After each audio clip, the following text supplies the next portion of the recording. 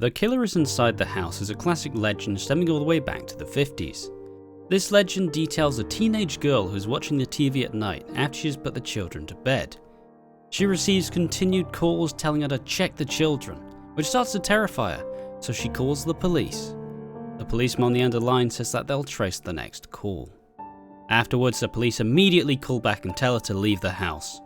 Once she leaves, the police investigate, and they learn that the killer was inside the house all along. This legend was the blueprint for one of the more underrated slashers in history. One of the earliest prominent slashers, Black Christmas. This came out in 1974, pitting a sorority house against a caller who is dubbed the Moaner, who makes obscene, crude phone calls taunting the girls over their Christmas break. Throughout the film are many POV shots as we see from the perspective of the killer, who slowly culls off members of the sorority. It also becomes a bit of a whodunit as they start to angle certain people as the murderer, but the audience knows the real killer's identity. Or lack thereof rather, as the Moaner is faceless, uses multiple voices, and any glances we get of him are fleeting. The unknown is terrifying, which is why the intrigue and aura around Billy is so much better than an in-your-face killer. I'd much rather the suspense than seeing the intimate and gory details that give an insight to the person behind it. If we can establish one thing in horror films, is that adding backstory to horror movie villains when they didn't need them initially does just ruin the mystique and often just takes away from the fear generated by the initial presentation.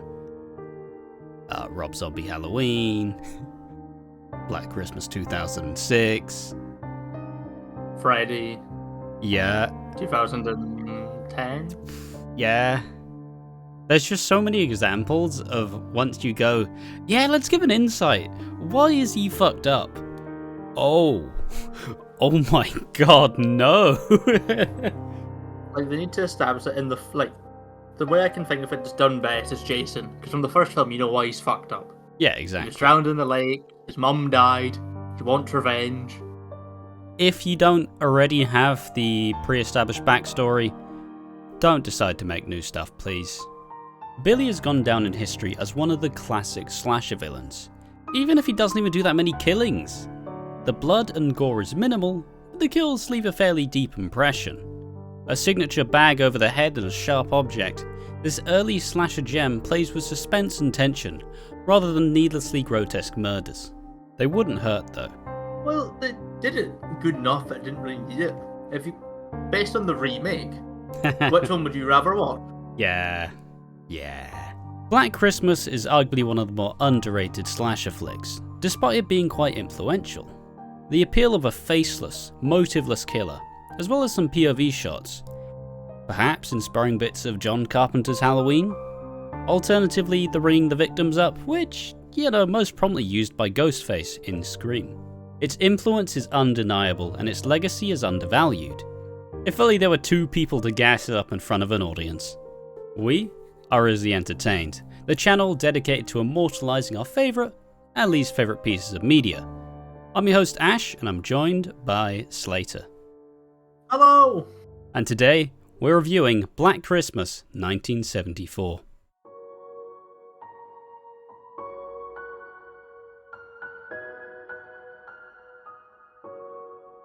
For a second, we were genuinely going to review Black Christmas 2006. We built this whole intro around, building up the incredible merit of Black Christmas, only to surprise you that we're going to be doing the remake.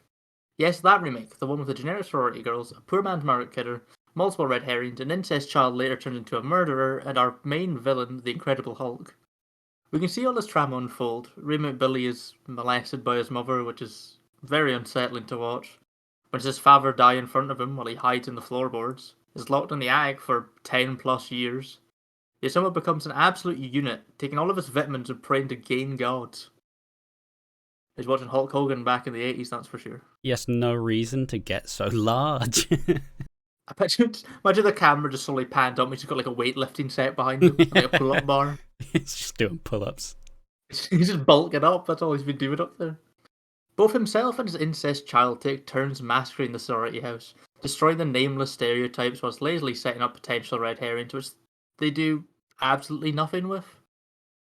I don't think there's a single red herring that turns out to be anything else. There's like the one girl early on with the glasses. I feel, but yeah, I'm pretty sure she's called Eve, and I feel so bad for her because I guarantee the direction is, okay, we're gonna dress you up to look like a fucking weirdo. Just play it as strange as you possibly can. It's like you only see her for one scene. The only reason she exists in the film is to give the unicorn fucking glass statue. That's only the reason she exists, is to be like, oh, I saw this from the first one. You know? Okay, so it looked like a freak. Yep, got it. Yeah, I wouldn't say she looks like a freak. Mate, she does. She's got the most bulbous glasses, like fucking factor 50 fucking lens on that bitch. If anything, she's like doing her best cosplay of Gretchen from Recess. Oh no! Would it be interesting to see that Agnes was actually a girl in the sorority house, but just hidden, waiting for her moment to strike? Obviously. Where does Agnes come from in this? Who the fuck knows? She just appears in the attic. She's hiding up there. She is vibing. That's it. It's, wouldn't it be more fun?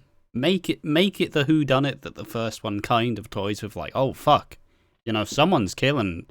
Like the murder on the train. You're like, well, someone's fucking doing it. I don't know who the fuck it is. Did you refer to the killing on the Orient Express, to the murder on the Orient Express? Too? You came that killing on that train. You came that killing. Both films of similar stature. Oh yeah. In the end of this, both Billy and Agnes die and are killed by our main protagonist, Kelly. A massive defibrillator shot to Agnes, and then Billy being impaled by a huge star on top of a Christmas tree. In our movie night watch along, this thrilling conclusion was accompanied by us asking, wait, what's her name again? It would be hard to hate Black Christmas 2006 purely because it's so milquetoast. You'd have to search far and wide to find a die-hard Black Xmas 2006 fan. But ultimately, it's so unremarkable that you can't feel either way. I think that the most condemning aspect, a movie is made inherently for the audience to feel or be affected by the story.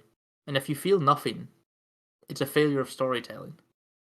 And in the film, there's... like, by the end of it, I didn't know half the people's names. Actually, no, I didn't know anybody who wasn't Billy or Agnes. Yeah, I think that one of the more glaring bits of me as well is there's a segment in the movie that there's two actresses who are brunettes in the movie, but my brain went, wait, they're the same person, right? So one of them goes and dies under the floorboards, like under the house, and then we cut to the other one being about, and I'm like, I thought she was dead. What do you mean? But overall, it's just a cash grab. It's the only way I can describe the remake. It has a property. We can use this property and try to get some money out of it. One thing that really got to me whilst thinking about the film and writing the script for this video is that it seemed like the distributors they're like, whoa, we got fucking Black Christmas. Yeah, but guys, can we change this bit? Maybe it's a bit too familiar with modern audiences. Like, and I read the killer is in the house trope. It's a bit too familiar with modern audiences. So you're telling us that Black Christmas, the movie that popularized the killer is in the house, can use the killer is in the house. It's like when they make a horror movie franchise without having the actual horror villain in it. It's just like, what the fuck's wrong with you guys? You're sitting on gold. This is the one license to print this fucking thing. And yet you're like, nah, don't need it. Yeah, you fucking do. It's like if Paranormal Activity suddenly didn't become a found footage film. You'd be like, wait, what the fuck's going on here then? Yeah, it's like they released the first two, all found footage, and the third one, it's like fucking, like, beautifully shot and just... It's like, just not even cameras using it. To carry on the point about the influence of the studio, apparently Agnes killing as well was supposed to be like a big exec decision. But also, you're telling me they go, yeah, we want two killers. You're telling me they couldn't just write something a little bit more interesting than, who is Agnes? Agnes is the incest child. She wants to come find Billy. You know? I think the only reason it was added was for the one single line in the film that I can remember. Is when I think Kelly shouts at Agnes, "Your brother's not coming home," and Agnes looks at him and goes, "Yeah, but my daddy is." And like, I think that's the only reason it was actually included in the film. Oh, and that's definitely just made for the trailer, isn't it? Yep, it's definitely made for the trailer. With all that shit from 2006 aside, let's feast on something that's actually good and have an enjoyable Christmas. Black Christmas, 1974.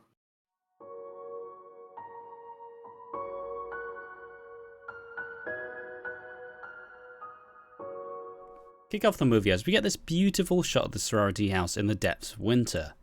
Decorated with as many lights as possible, but not enough to be outlandishly bright. It looks like a fairly, nice warm home. Like, people are loved. Unlike the one in the remake, which looks like your Lecky bill would be through the fucking roof.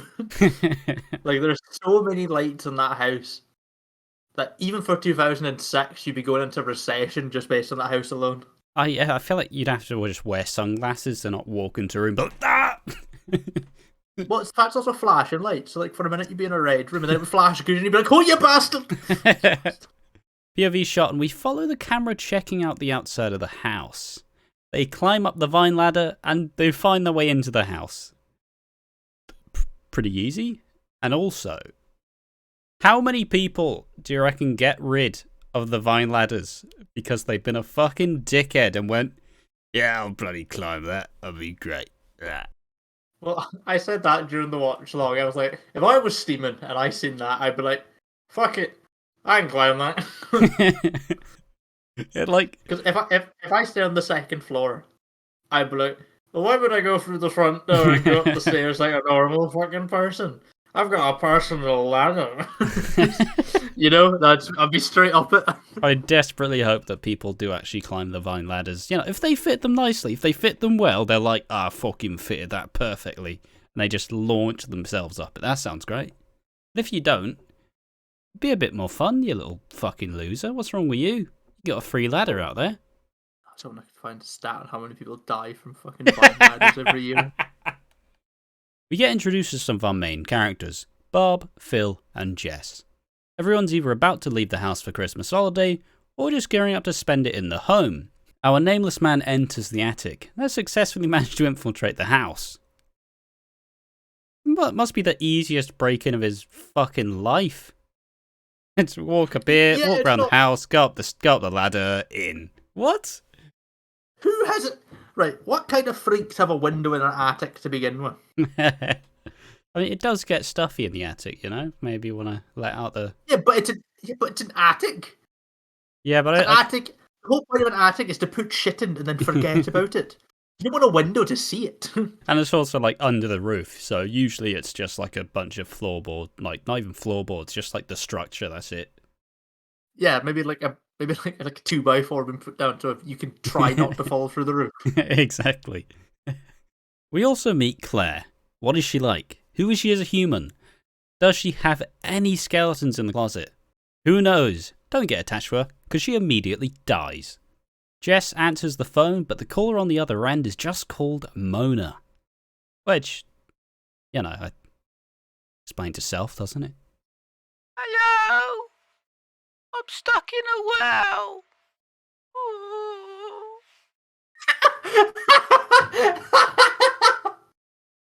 The Moaner just yells over the phone and pretty much just tries to terrorize the sorority girls and chucks out the line, "Suck my juicy cock." Oh, I've got an erection. And I'm gonna stick my tongue in your pretty pussy. Oh, please stop. Please stop. You know what? I rate the impression. I rate the impression, but please don't do it again. You've never made me feel so uneasy around you. Claire gets upset over Barb's handling the situation, and slightly upset goes to pack her things. She then sees the best character in the movie, Claude, the puffy-ass motherfucking cat. Oh, he's so fluffy. It's I just love so him. fluffy. I want to be his friend.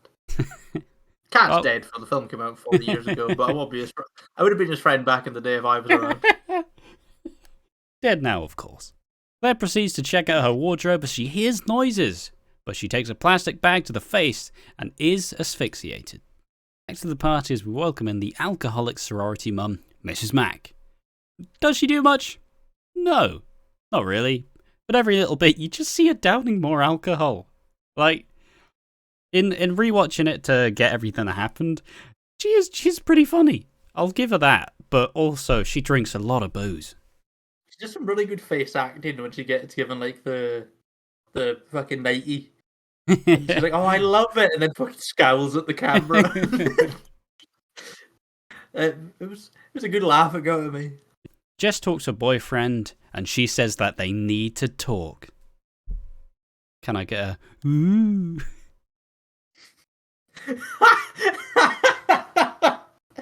Ooh. Peter is a little sly about this, but then he does have a lot on. He is auditioning to be a studio pianist soon, so he has been grinding away on those ivories. You can tell that he's under a lot of pressure at the time, and it seems like it's really starting to degrade on him. And yeah, he does come across as like really creepy, but like surprisingly charming at points. I class this as the Ted Bundy approach. Lovely guy. Everyone wants him to be mayor. Also murders women on a Saturday. Like that, there's a level of warmth to him, but then you just kind of see this like cold, like yeah, you know, like you can tell that he's got. It's like a feels sly like fox. Yeah, it feels like he's him. got some alternative motives. But yeah, like Ted Bundy.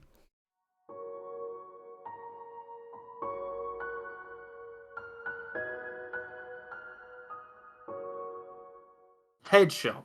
A bald man takes a snowball to the glasses. What a cheeky fucker. Hell of a shot, though.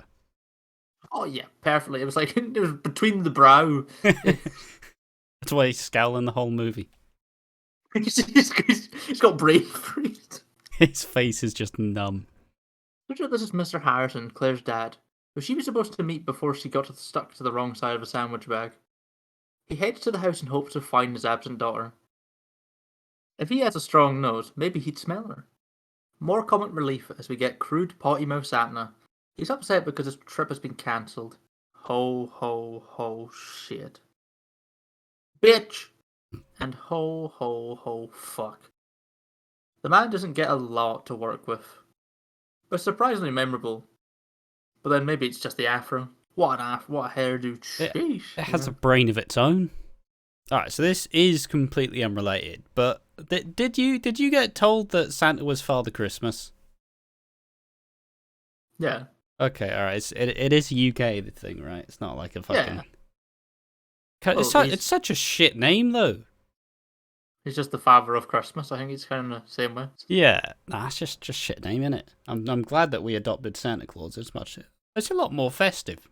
How is Santa Claus more festive than Father Christmas? Christmas. It just feels a bit too religion for me. I don't know. I just like Santa Claus most, to be honest. Unless you're a proper DJ and you just call him Daddy Christmas. I just call him Dad because it actually fell out the attic. Yeah, so moral is the Americans are taking over. Have been for a while. Meanwhile, Mr. Harrington's been shown Claire's room by Miss Mac. I feel like you show any parent their kid's junior room and you're going to have a meltdown on your hands. Miss Mac does try to cover for Claire, but then I'm sure you can't see the shame behind that sandwich bag she's currently wearing anyway. She does look quite shocked though for it. The dad just has the same stern, slightly concerned expression the whole time. I feel like you could show him literally anything and he just looks shocked. He just spends the whole movie just frowning. Big, bold, and frowny. My favourite picture is the angry Nan flipping you off. The line, "Don't worry, Mr. Harrison, it's only a frat house." After you've been here for, maybe a few hours, there's one alcoholic, there's a woman who's trying to cover up a picture with her whole body when you can clearly see she's trying to cover it up, and your daughter is missing. Yeah. Not exactly the most comforting thing to say. Yeah, just, especially because he doesn't really know his daughter too well. Maybe's gone a bit wild. So you come in, you see all these fucking slight nude pictures around, that shitly coloured in flower behind you, a picture of a nan flipping you off, and she's like, "Yeah, don't worry, she's only at a frat house." She's just a teenager still. It's it's just the fear. Whilst getting ready, Mrs. Mac hears Claude crying out, and while looking for the cat, she spills her bag everywhere. Cursing the cat, she gets interrupted by Claire's dad after calling Claude a prick. He frowns at her and she flips him off. But then again, I don't think he frowned at her, he just looked at her normally. Yeah, it's hard to distinguish with Mr. Harrison. Also, the timing of the middle finger is next level. I don't know. Perfect middle finger. Like, don't you fucking look at me like that. It's so perfect. The dramatic irony is that while they all look for Claire, she's above them all the time. In heaven? No, just the fucking attic. Cutting across the piano hall, Jess tells Peter that she's pregnant. Yay! But she's going to get rid of it. Boo! He responds, "Don't you ever think of anyone but yourself?" What a fucking asshole. Yeah, Jesus Christ. It's I know you've got a bit of a say in it, but you're not fucking carrying it about for 9 months. Yeah, and she's like, "Peter, we've got to talk," and so I'm going to get rid of the baby. Don't you ever think of anyone but yourself? What the fuck? She fucking told you, didn't she? Yeah, there's a lot of people who get pregnant and the baby's just gone, and you never know what happened until about 12 years later. Yeah. She had the fucking. At least she was nice enough to tell you that there was. Yeah, exactly. Exactly. He's understandably quite upset, and combine this with everything else that's going on, plus those copious amounts of cigarettes on top of the piano, the man is going through some shit. I would feel bad if he wasn't such a dick. Jess gets back home, but is once again taunted by the Moaner over the phone.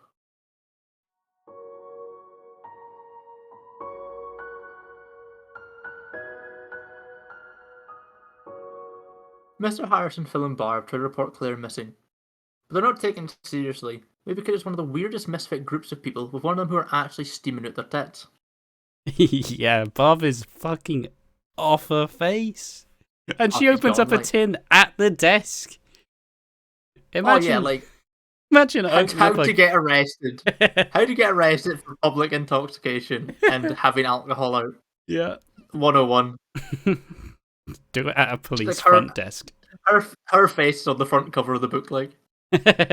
Peter's piano audition goes completely tits up. He's so stiff, rigid, and angry, and plays a piece that sounds like he's moving up an octave or two, with no real thought. It generally sounds like he's taking the piss. Like, is this what he's been practicing and performing for the last little while? Like, he's meant to be a good pianist. Yeah, like he's genuinely been practicing for the last couple of days, like furiously, rigorously practicing, fucking bouncing up those keys, and then just like, it's like, what the fuck is this, mate? I'm not even.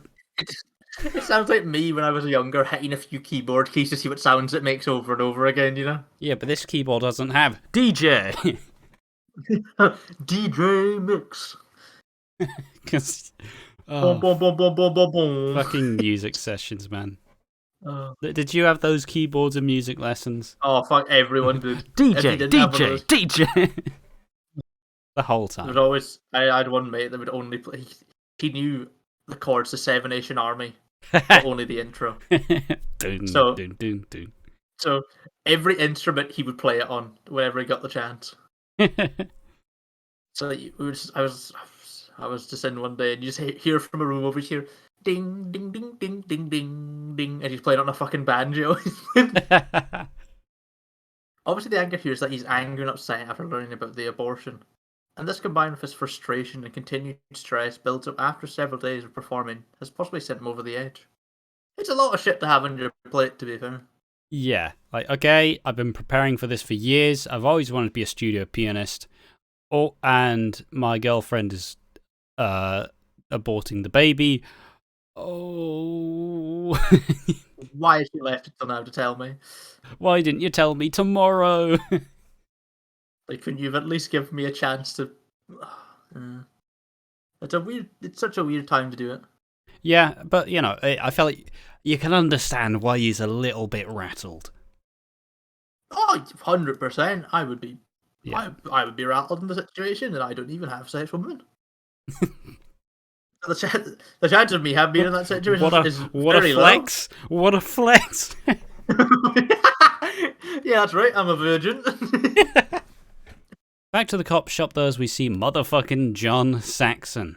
He's talking through a potential missing persons case, as this woman's daughter didn't come home. She's found later on, but before they get to discuss it more thoroughly, Claire's boyfriend storms in and demands that something gets done. Why is he wearing like a fucking Wookiee? Oh, what a coat. God, he'd never be called for, would he? Yeah, but you can only wear that like 3 months of the year. Yeah, but if I had that in Scotland, I'd fucking love life.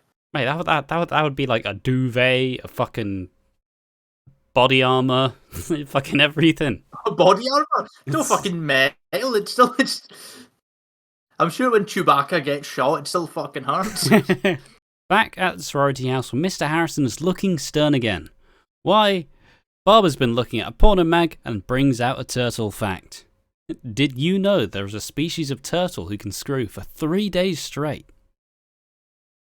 Did you know the male pig is reputed to have the longest orgasm of any creature alive?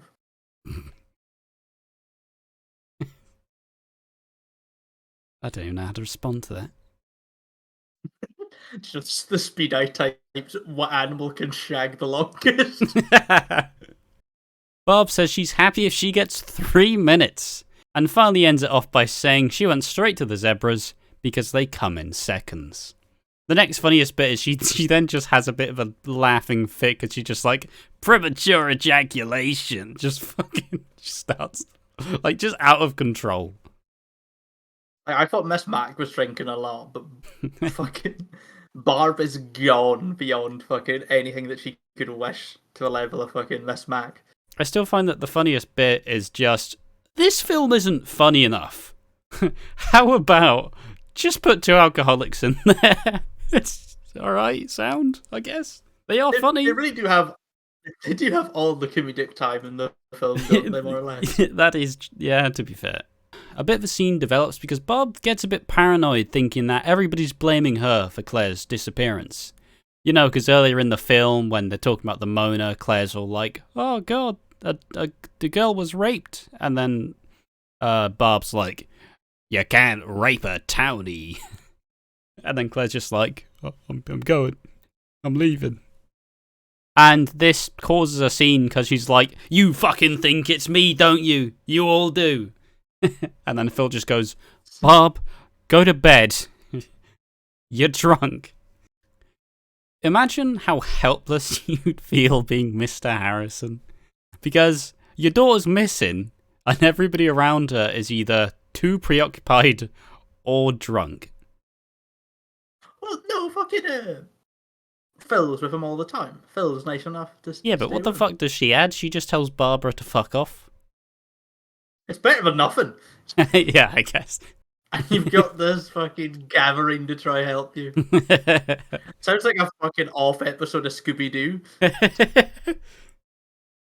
Back to the recital hall, and Peter's wrecking the piano, showing that, once again, maybe he's having a bit of a rough time. Also, he's not wrecking some shitty little keyboard. He's wrecking a huge grand piano. How much shit's that gonna cost? What the fuck is wrong with you? But I suppose the difference is this is the 80s and Peter, he could just fuck off. I was never here. Like, who could have destroyed that piano? Well, it wasn't me. Ooh, just runs away. Peter then ends up just kind of lurking around the house, and he's really entered the creepy stage. Really off-putting at this point. And also, the mentalist didn't bring a fucking coat. Matt goes and investigates the attic because she's heard Claude. But as soon as she sees Claire's body, she's hoisted up in the air and just dragged up by this massive hook. It really does sound like the Moaner sneezes when he launches the hook. Like, I wasn't sure if it was meant to be a scream or anything, but it just comes towards her. It just comes towards her.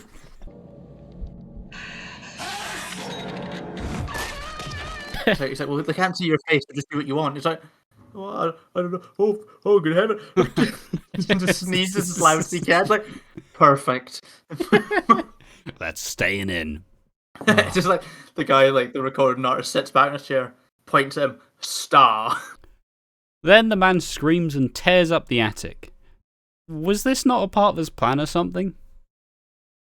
Like, do you reckon that's why he's so upset? He only intended to kill Claire. Well, I don't even think he planned to kill Claire. I think he kills the little girl that's missing. Hmm. And then he's like, shit. Oh fuck, where am I gonna go? Where am I gonna go? And he's like, he walks into this house. You see in like the opening pan shot. He doesn't look like he doesn't look like he's planned to be there because he sees the grapevine and he's like, oh, I'd climb up there. Hmm. You know. So Yeah. I don't think it was all part of his plan. I think he's just a psycho killer. That's all it is. Oh well, none of this is explained. Does it make the Moaner a better slasher villain because he didn't murder the cat? Oh yeah, 110%. I much prefer a murder. Like killing humans, that's fine. Killing animals, that's a different story. Yeah. I get very upset when animals get killed in film. And now it's time for the top 5 slasher villains who don't kill animals. Number 1, the Moaner.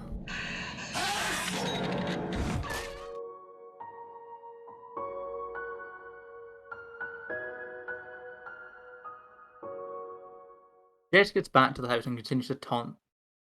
Oh, fucking hell. I thought she was taunting the Moaner. I'm gonna suck your dick. just roles reverse. What trick you do? But you'd be like, what? Oh, fuck it. Alright, hey, no be just. I was not the voice ready. I expected. I was not ready for the roles to be reversed. Jess gets back to the house and continues to get taunted by the Moaner. It's mostly just incoherent screaming, but even if it meant anything, it's never explored. Scared Jess screams out asking for someone. There's just a scary shadow lurking behind. Is it Billy? No, it's Peter, who's being a fucking creep again. Why? Stop! Stop it! Get some fucking help. Just be normal, Peter. Just knock on the door. Hey, Jess, we should talk, not fucking creep in from somewhere. Come down the stairs and go, hey. He says he's leaving the conservatory and has decided that he's had enough of everything. The piano recital went bad, now he's fully given up. He even decides to say that they're going to get married, which Jess understandably bluffs because she's got plans too. Then Jess says blatantly that she doesn't want to marry him. Yeah, it's pretty rough. I don't think... Like, at this point, I genuinely believe that Jess has had enough of Peter's shit. yeah. I don't know if it's just been a bad day, but she when she says that she doesn't want to marry him, she's just so like cold and like, oh, I don't give a fuck. I don't want to do it. Get fucked. I think it's just a bad day for both of them. It's just like, it's her friend missing. He fucked up his recital. She's pregnant. He wants the baby. She doesn't want the baby. He wants to get married. He doesn't. She's fucking like, fuck off, Peter. I've had enough of your shit for one day. I think it's also just the complete escalation. Ah, we're having a baby. Well, I'm having a baby, but I'm getting rid of it. And he's like, you're so fucking selfish. Let's get married. Let's get married. Finally, Jess's call gets taken on, and the police actually start to investigate the calls and take them seriously. Which is nice for a police station to do. It's kind of their fucking jobs. It's about time. And then the funniest scene in the movie shows up. So as Nash, the police detective, wrote down Fellatio as the number prefix because a drunk bard said it'd be fun to fuck with him. Both Saxon and the other cop finds this hilarious, and the second cop nails it so well as he's credited as Laughing Detective. Which, the whole scene, like, he laughs for about a good 2 minutes straight. And you never think, like, you could never think it's a fake laugh. I feel like they didn't tell him, like, to do it. Like, it's just so good. You could easily assume that it was just like a bit on set. They were just trying to have some fun with it. He just nails it. Oh, It yeah. feels so legit. Like it just goes from like slight snickering, then it's like belly cackles by the end of it as well. Like it escalates up as the scene goes on. Like, if that is genuinely just him fake laughing, Jesus Christ, what a powerful weapon he's got. Like, Oh. Oh yeah, he could be told any shit joke and make his way out of it, you know? Peter is still reeling from the recent event. He is devastated about the baby and claims if you try getting an abortion, you're going to be very sorry. He leaves in a huff as he runs into John, Saxon, and Phil. yeah, it's another line of the movie trying to make you think that Peter's guilty. Which, you know, he could easily be. But He did a pretty damn good job at making you think it could be him. it's like it's like when someone plans to cheat, but they start overthinking every single step the whole time. So they're just the most, like, suspect fucker. You know? His eyes constantly darting around, checking Yeah. if nobody's watching as well. They're here to fit up a tap to the phone, and John Saxon starts to suspect Peter in the offences. Phil goes to bed, Barb's already in bed, and Jess is nervously trying to relax around the fire. A suspicious figure creeps down from the attic, and then Barb starts screaming. She had an asthma attack because she said she dreamed a stranger coming into her room. We also see an ominous person hiding in the shadows. For a horror weapon that's like, you know, like the signature horror weapons, Yeah. how is the unicorn ornament not in that list? I think it's just the fact that it's kind of done after one use. It's such a shame, because like, it's such a cool choice as a weapon. It's really pretty, and like, if Black Christmas had multiple sequels, you would hope that the unicorn ornament like kept in there. It's more or less a glass icicle, just with a horse head, you know, on it. Jess is distracted by carolers. The figure walks into Barb's room, muttering to themselves and grabbing the unicorn ornament and stabbing the fuck out of her with it. It is a really cool object, but who fucking sells something that sharp? Phil and Jess decide they ought to lock all the windows and doors just in case, but as Phil locks the last window, we see that the attic hatch is open. She tries to see if Barb is awake, but the door ominously slams behind her.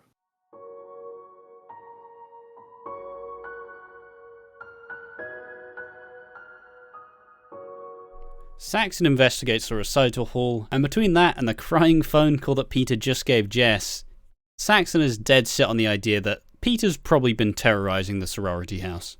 As we've been suggesting, it's not a surprise because Peter, he has been acting so strange. He's already he's threatened to kill her. Because it sounds like he's like, so if you do it, you'll be sorry. Yeah, like. Yeah. And it's almost, it's like he goes into the fucking police station with bloody hands and a knife and saying, "Nah, it wasn't me. I just found it on the side of the road." It's like, okay, yeah, fuck off. Why are you covering so much blood? Well, I fell in the blood after as well. I picked it up, oh, good heaven! And I fell straight into the blood. And it's like, oh, I wonder who the main suspect is going to be in this situation. I think it's the man. I think it's the husband. Why not the man covered in blood with a knife? I can't have been him. He said he didn't do it. Before Saxon can look further, though, he is dragged back to the cop car as another call comes in. But this one's been successfully traced. Saxon realises that the calls are coming from the house and sets Nash on the job. It gives him the instructions. Don't tell her the calls are coming from the house. Don't tell her the calls are coming from the house. And then Nash delivers the line, "The caller is in the house." Oh, it's funny. To be fair though, Nash does deliver it very well. I'll give him that much. It's the one time him being shit at his job has actually helped someone. You can tell that there's this deep like panic and like fucking like Jess, come on. You don't understand here. Just leave. As you see, like the phone hanging, and he's like, "Come on, Jess, let them die. If they're not responding, they're probably already dead." Jess understandably loses her shit and starts to freak out, grabbing a fire poker and slowly investigating the house. She sees Barb and Phil both bludgeoned and bloodied together as they've been left in the same bed. And she looks across the room, and between a gap, she sees Billy's eyeball. Very scary scene. Like, it's Imagine how terrified you'd be. What if you just seen like an eyeball It's looking like, at you oh, through? your friends are dead, and you look around the corner and you see the eye of this fucker who's been moaning the whole time. It's like, fucking I'm run. doing Texas Chainsaw Massacre scene. That's what I'm fucking doing in that situation. I would look at the window, but right, I'm going either out you or through you. one way. I'm not being inside this fucking room. Slamming the fuck out of their hand, they scream and they try to follow Jess. One thing that's noticed throughout the whole movie, it really does look like the person who was supposed to look like Billy is just Peter. So it kind of continues that like that arc. Are they played by the same person or no? I don't think so. It just, they had like the green. I'm pretty sure there was the turtleneck there. They had the big long like kind of brown hair. It just The hair. Well, the hair is exactly the same. yeah, like yeah, it just looks like there's Peter. So Yeah, there's no wonder Peter is a suspect. John Saxon is on the way though. He was hoping that Jess would simply just leave the house with no issues. But yeah, I mean, you hear someone say the calls are coming from the house. You either fucking fight or flight.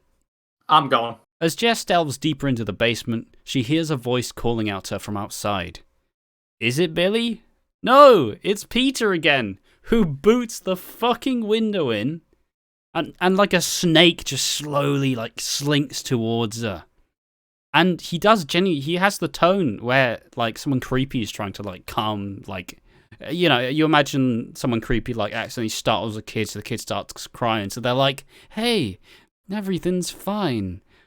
Why are you crying? Like... Do not let him come near you. Do not trust him. If he tries to come near you, stab him to death.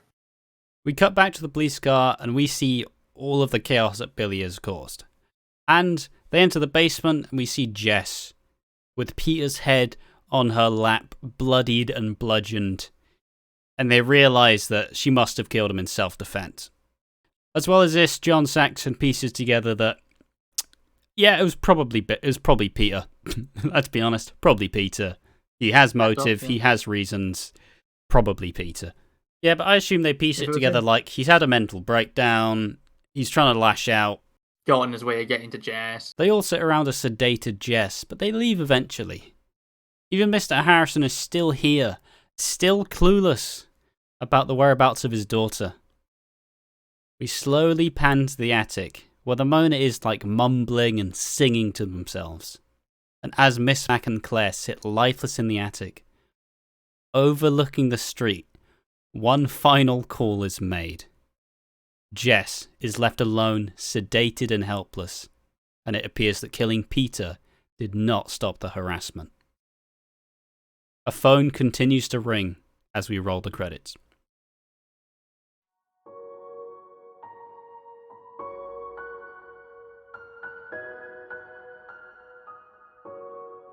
Alright, and that was Black Christmas 1974. A pretty good movie. A movie that I think has been forgotten like through time. And I think it needs a lot more credit. Oh yeah, it's for how little you hear it get spoken about as like one of the all-time like starters of the slasher franchise. It really doesn't get anything. Even though the Moaner, I would say, is a prototype version of what Michael becomes. Yeah. I even forgot about it. Is that Michael does ring people up and just breathe over the phone. The fact that they can say that, oh, it had no... Like, he definitely seen Black Christmas. I was like, oh, it's pretty cool. Maybe we should do a character like that. But he's just like, I'm not going to admit it, am I? Yeah, I suppose the idea, it's not that it's a really good slasher, because it is, obviously, it was made in 1974. The genre was very fucking new. So, it's not what we expect slashers of today to be, with all this blood and gore. It's more kind of, you slowly see this stuff happen, but it's not like the main focus, I would say there was only like one extreme bit of gore, and that's when you see like the two bodies lying on the bed. Yeah. Maybe the hook swinging down into her. Like, that's the only bit I would class as extremely gory. Like, when she kills Peter, like, it cuts to all the cops and it cuts back to them, and it's just... He just got a bit of fake blood in his head, really. It's all really done to change him from Peter before to Peter being bludgeoned to death. The angle is we're not saying it should be celebrated as one of the best slashers ever. It's just that it should be celebrated as like one of the most influential slashers. Because without Black Christmas, a lot of the characteristics of like the main key like slasher villains we'd come to know, you can find the roots of most of it in Black Christmas. Freddy's probably the only one who doesn't have as much in it, you know. But otherwise, I'd suggest it's definitely worth a watch. Not the 2006 one. Don't watch that. Not the 2006 one. It's nice to see the history of horror. You know what I mean? It's like going back and watching like the original Dracula, the Thing from the Black Lagoon.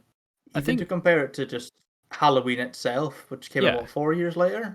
Halloween was what 78, so yeah, 4 years later. Yeah, so like even just to compare the two of them is quite a fun thing to look at. But I think one thing I will say about the movie, at some point it does kind of start to drag. You know, in between the mid and like final act, they set up some things that don't go anywhere, and it kind of just plods along. The dead girl, like the other dead girl who's they find at one point is kind of just out of nowhere during like the search party scene. Yeah, it's not like it's set up a little bit, but it doesn't really have any implications. Yeah, like I'm sure if you really think into it, you could, like we did, like imagine a plot where the Moaner is actually he did kill the girl, and but then why did he murder the whole sorority house? He's just a psycho, I think. Yeah, exactly, and that's the fun about the motiveless kind of killer. You have no idea who the fuck he is. You have no idea why he's there. But he's just decided that he wants to taunt the fuck out of all these sorority girls.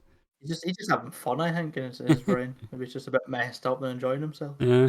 Yeah, I think it's a definite fun watch, and it's definitely more fun, like we say, if you are a bit more of like a horror historian. You're like, okay, so this was one of the earliest versions. And that has been our full review. The 1974 classic, very significant to the genre, Black Christmas. It was a lot of fun and we did enjoy it, but that is all we have. We've been easily entertained. I've been Ash. I've been Slater.